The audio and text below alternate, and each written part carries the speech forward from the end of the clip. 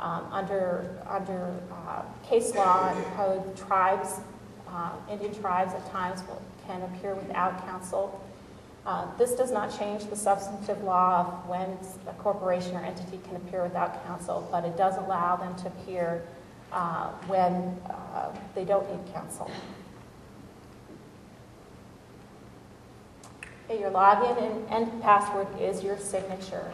It will serve as your signature for purposes of Iowa Rule Civil Procedure 1.413, and that's the signature where you're certifying that you've done a reasonable job of checking into the information. So if there's sanctions because of filing a frivolous document or whatever, your login and password will serve as your signature for that purpose and for all other purposes.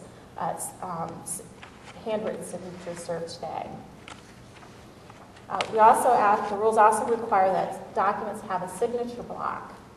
And the signature block includes a typewritten name, firm address if that's applicable to you, a mailing address, phone number, and email of yourself and anyone else that should be given notice of that case. This allows people to contact you easily by just looking at the document. They're not going to have access to your registration information, so the only way they're going to get this easily is by looking at that signature block. It's basically what you put on your documents today.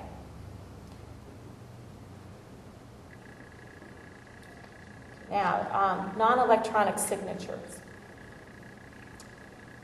The rules require that if you have a document that has an oath, affirmation, or verification, that that document be signed in what I would call the traditional way, with pen and ink, scanned in, and then e-filed.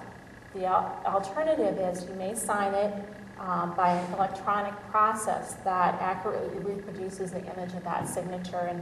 And just, most of us are familiar with those little devices at Target or at a pharmacy where you sign your name. That would be one of those devices that would allow you to capture that signature electronically, so you don't need to scan it in.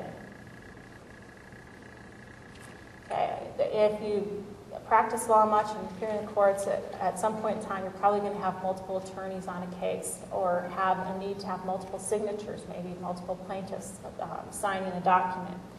There are ways you can do this as well. You can, if you're the key filer, your login and signature will serve as the signature on the document and will provide verification that you have confirmed with everybody else whose names appear below yours that they find the contents acceptable and they're agreeing with the filing. Okay, so however you want to work that out with your partners or other firms that you might be going in together with on a case, whether you're going to do it that way or whether you're going to have everybody come in and put their signature on the document and scan it in, either one of those methods is acceptable.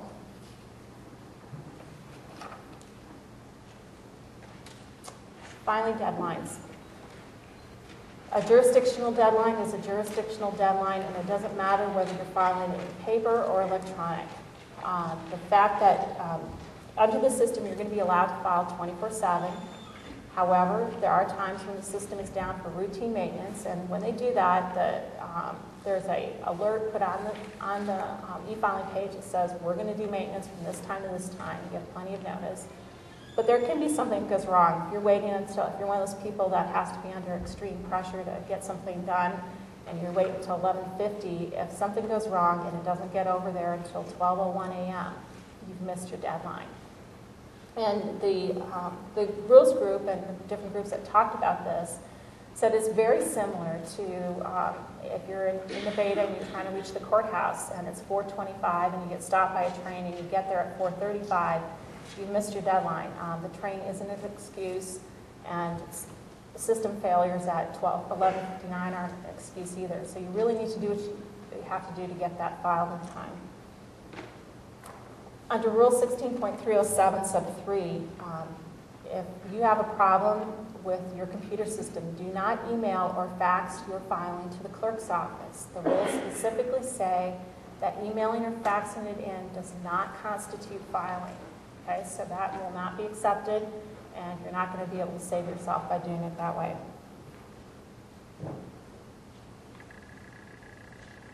Okay, non-jurisdictional deadlines. These are a little more flexible. If you happen to have computer problems on your end, Do you need to run around at 11 o'clock at night trying to find another computer that works? No. It says if there is a technical problem and you can't get your non-jurisdictional filing in on time, you have to file it at the soonest possible time in either electronic or non-electronic means. So if you're still having problems the next morning, you can come in with paper and ask for a one-time exemption to scan it in. Or if your computer starts working the next day, you can go ahead and put it in. And then the document will not be considered untimely unless there's been a hearing and basically a fight about whether or not what was done was reasonable. Now, certainly you don't want to wait 2 weeks to get around to filing it because I think you're going to have some irritated judges. But, okay, attachments. This is, for some of us non-technical people, this was kind of a troubling concept because there seems to be different ways in the technology world that people refer to attachments. And the commentary of the rules talk about how you should think about attachments. And the way you should think about attachments is really what would you staple together today before you handed it across the counter to Diane Ty? Would you staple together an original notice and a petition? No, you hand them over as separate documents. If you are filing a dissolution action, would you staple together the petition, a motion for temporary support, and a financial affidavit? No, you would file them as separate documents. Okay, so do not combine them to make them one document. Otherwise, when the judge looks at it, he's going to see a screen that says there was one filing and it's a petition. And you're going to say, but Judge, I filed my motion for temporary support. The judge won't be able to find it because it's hidden underneath the others as an attachment.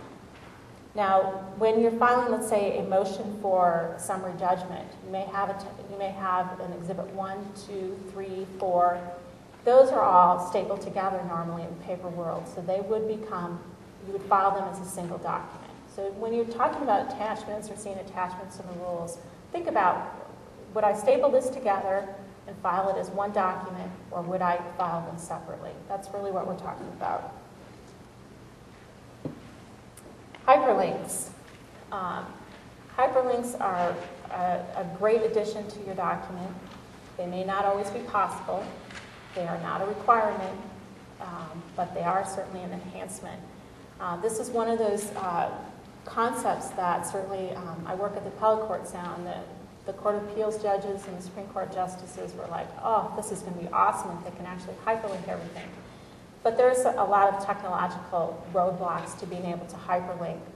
If I'm writing a brief and I want to hyperlink to a different document filed 6 months ago, that's not necessarily possible. Okay, and so don't think you have to try to do that. However, if you're filing a motion for summary judgment, it's fairly lengthy, and you're talking about paragraph 2 of the affidavit, which is the third attachment, you would be able to hyperlink to that section of your attachment. So as your trial judge is sitting there, they'll be able to jump back and forth from that attachment back to your document. So you can really provide some benefit to the court and to yourself. Now, when you're using a hyperlink,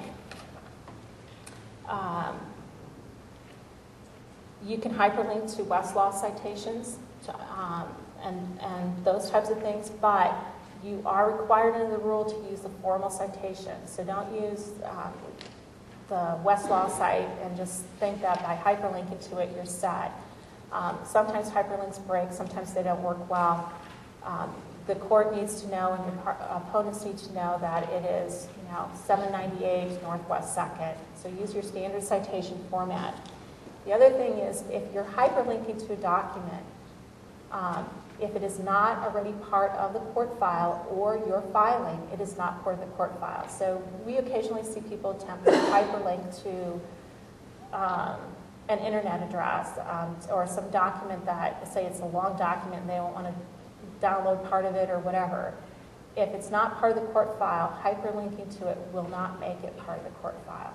Okay, those sites sometimes shut down, they change. It will not be considered part of your filing. Errors in the cover sheet. Okay, as you're e-filing,